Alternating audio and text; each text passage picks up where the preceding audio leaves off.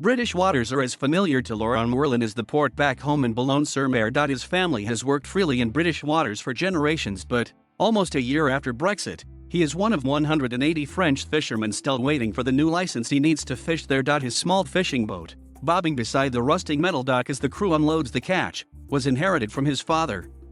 The talk in ports like Boulogne-sur-Mer this week is of blockades, as negotiations and political pressure failed to deliver results quickly enough for men like Laurent Merlin. "We'll create as much disruption as we can, by blocking the things Britain needs the most," he said. "We saw the gas shortage, we'll try to create another shortage of something else. We're ready to block everything: Calais, Dunkirk, the Channel Tunnel. We need this fishing license and we'll do anything to get it." Benoit Firmin, manager of the local fishing committee, says the fishermen here in France are getting a lot of support from their counterparts in other EU nations like Ireland and Belgium. If the blockade goes ahead, he says, it's likely to be wider than just the port in Boulogne and target Christmas supplies. "We haven't even blocked yet," he said, "and already there's a lack of food, petrol, and staff." The French Fisheries Minister, Annick Girardin, backed by 10 other EU nations, this week challenged the UK requirement that boats prove their historic presence in British waters, and called the UK's response incomplete and inappropriate. Olivier Lepretre, a fisherman himself, is president of the regional fishing community in Hauts-de-France.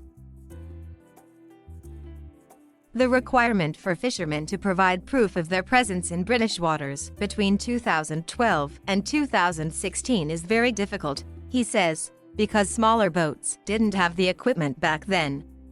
"From the beginning, we said that fishing would be Brexit's variable adjustment, and it turned out to be true," he told us. "We feel like the punching ball between Europe and the UK.